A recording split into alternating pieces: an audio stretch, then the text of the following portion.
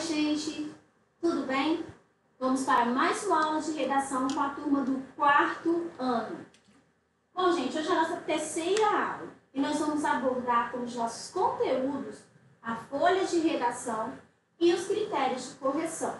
Gente, porque são extremamente importante que vocês conheçam os critérios de correção da folha de redação de vocês. Bom, a atividade, vocês já sabem que nós não temos um livro de redação. Então, as nossas atividades serão na folha. Você pode estar imprimindo e fazendo essa atividade, ou caso você não consiga imprimir, você pode estar copiando no caderno. Também não tem problema nenhum. Bom, gente, vamos começar pela nossa folha de redação. A folha de redação é aquela folhinha que vocês recebem tanto na prova, como para atividade de classe.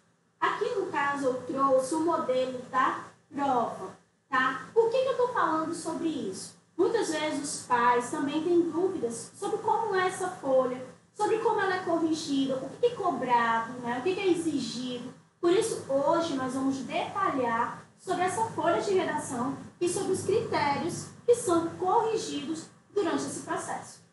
Bom, a primeira coisa que você tem na folha, logo após o nosso cabeçalho, é a definição do gênero textual apresentado. Todas as provas de vocês, ela vem logo aqui com o número 1, o gênero e a definição desse gênero.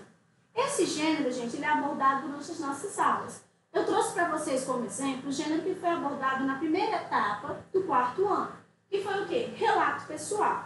Então, logo aqui na primeira questão, nós temos a definição desse gênero textual, para que o aluno possa se situar sobre o que é um relato, sobre qual é o gênero, essa definição, como é que ele é feito. Ele pode estar relembrando, lendo essa definição. Então, aqui eu coloquei um exemplo. Relato pessoal. Texto que relata fatos marcantes de uma vida de uma pessoa. Ou seja, aqui já está a definição do gênero que vai ser cobrado naquela proposta. Bom, logo abaixo da definição, nós temos a proposta solicitada. Gente, essa proposta ela é muito importante.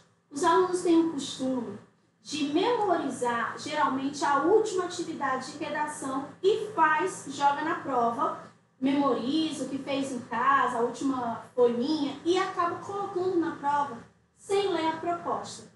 A proposta, gente, é o que deve ser escrito no seu texto.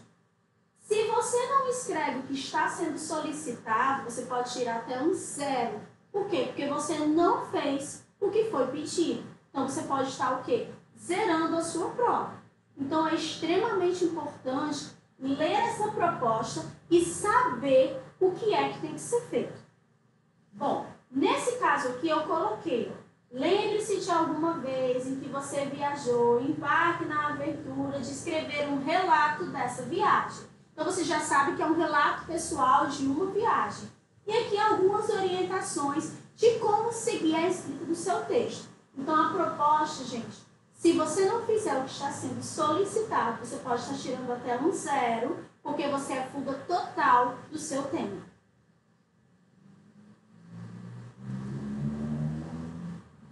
Bom, logo após a proposta, nós temos as instruções, que também são importantes. São o quê? Instruções. Você vai se instruir do que você tem que estar fazendo também. Por exemplo, tem várias aqui. Essas instruções, elas vão de acordo com o gênero textual e de acordo com a série.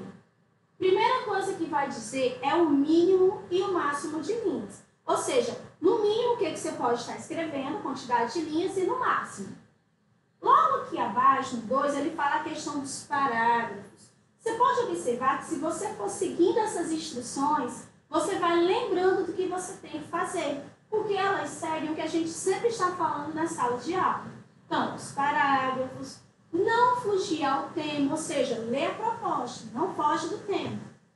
O título, que os alunos às vezes deixam por último e acabam esquecendo, né, que deve ser escrito na linha 1, porque tem aluno que coloca lá em cima, fica errado também.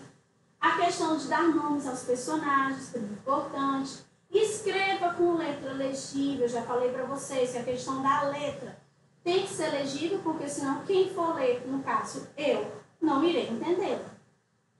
Cuidado com as margens, porque os alunos têm o costume de não escrever até o final da linha, isso causa uma confusão também, perde ponto.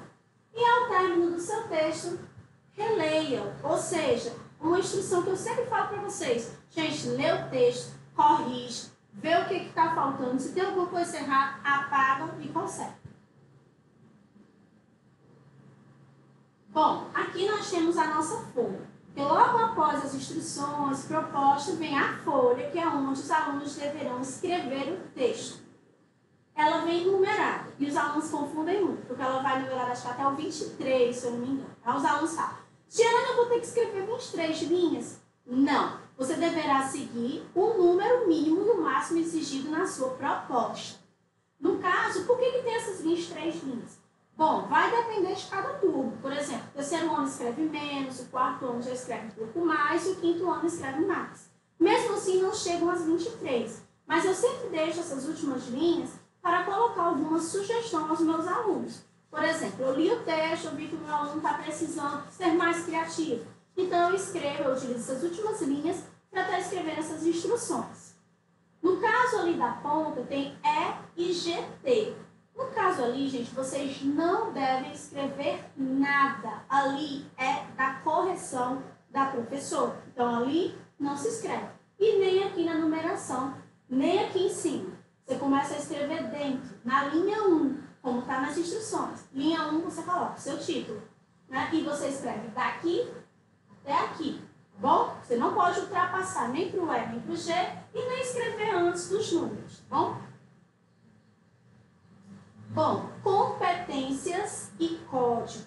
Gente, essas competências e esses códigos, eles são importantes para que os alunos vejam que eles estão errando. Sempre que há um erro, eu coloco um código que está de acordo com a competência para o aluno saber o que ele está errando. Por que isso é feito? Bom, vamos lá.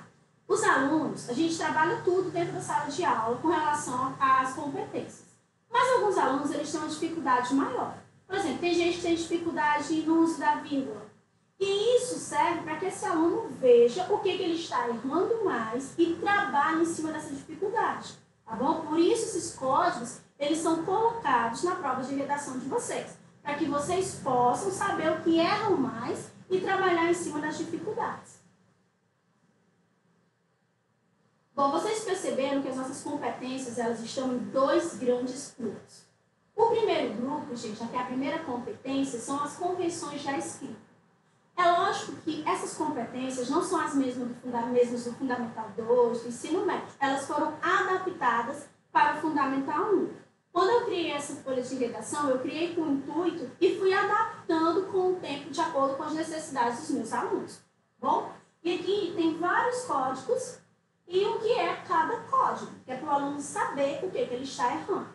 Por exemplo, o primeiro código é o PT, pontuação inadequada ou ausente, ou seja, são erros de pontuação. Digamos que você esqueceu de colocar uma vírgula, ou errou, era um ponto de exclamação e você colocou de interrogação. Eu vou colocar lá em cima do seu erro, acima do seu erro, PT. Então você já sabe que você errou uma pontuação.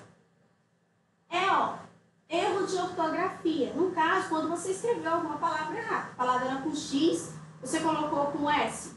Então, é um erro de escrita. AC, acentuação inadequada ou ausente. É quando você deixou de acentuar essa palavra ou colocou acento, no caso, na sílaba errada. MD é a margem desordenada. Às vezes, gente, tem gente que quer terminar logo o texto. Eu coloco assim, mínimo de 10 linhas, o aluno quer terminar. Aí ele escreve até a metade da linha, vai para a linha de baixo, escreve só um pedaço, vai para a linha de baixo, escreve outro pedaço, vai para a linha de baixo, e o texto fica assim, todo desordenado. Então, isso é a margem desordenada. O aluno tem que começar, realmente começar no começo, né, da linha e vai até o final da sua linha. No caso, somente quando houver o parágrafo, ele dá um espaçamento, né, maior. E quando for para pular para um novo parágrafo, aí no caso ele também pode terminar na metade da linha. LM. Uso indevido de letra maiúscula e minúscula. Você colocou uma letra maiúscula onde não era e uma letra minúscula onde não era. Os alunos têm a mania, às vezes, de querer enfeitar as letras, as meninas principalmente. Aí colocam um M bem grandão no meio da palavra. Isso é um erro de letra maiúscula e minúscula. CG, caligrafia indecifrável. Pois é, pessoal, olha só, eu ainda não estou adaptada a entender certos códigos. Então, por favor, letra legível. Às vezes coloco uma palavra com uma letra bem ilegível e eu coloco em cima caligrafia indecifrável, porque eu não consegui entender o que é aquela palavra.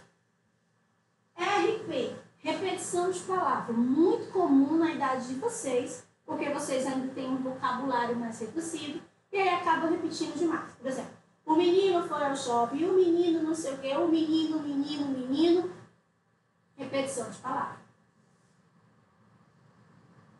Bom, agora nós vamos para a nossa segunda competência, que é um grupo maior. Nessa competência, gente, entram os aspectos gramaticais e os aspectos textuais. Por isso, G e T. Gente, primeiro é CC, concordância nominal inadequada. O que isso quer dizer? Por exemplo, você colocou o seu substantivo no singular e o seu adjetivo no plural. Casa bonitas. Você concordou de maneira inadequada.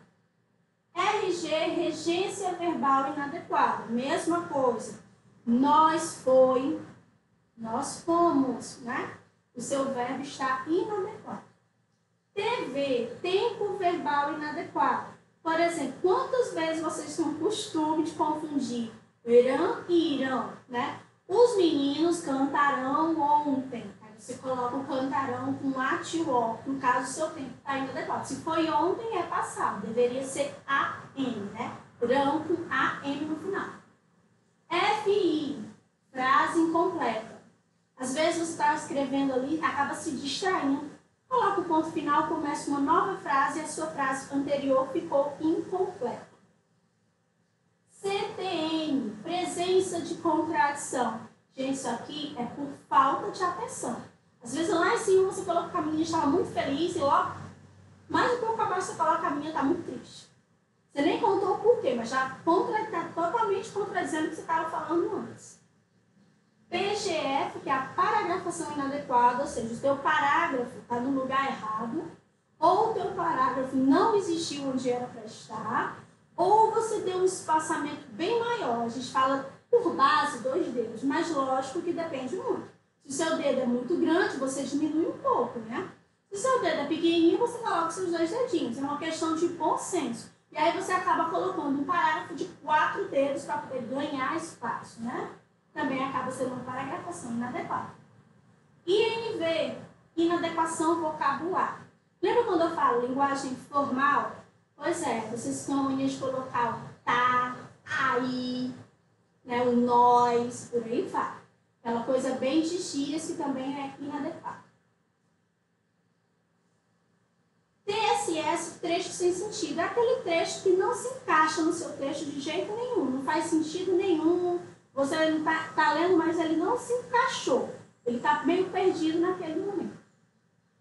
TNC, que é o trecho incoerente, é quando um trecho todo, ao invés de ser só um pedacinho do seu texto, é um trecho todo, ele está completamente incoerente com o que vinha falando antes. Ou seja, ele está contradizendo algo que vinha antes.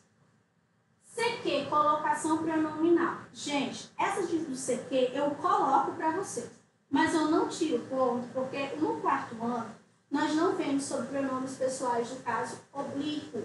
E o CQ ele se enquadra mais nessa questão do oblíquo. Então, eu não tiro ponto. Eu coloco para que vocês visualizem que estão errando pronomes, mas eu não tiro pontos por isso. FP é falta de palavra, quando alguma palavra deveria estar e ela não está, ela está faltando na sua frase.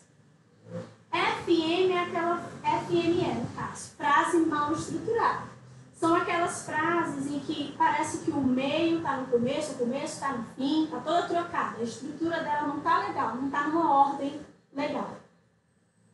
ISC, ideia sem complementação. Essa é a pior para a professora. A professora fica com curiosidade, querendo saber o que aconteceu e você não conta.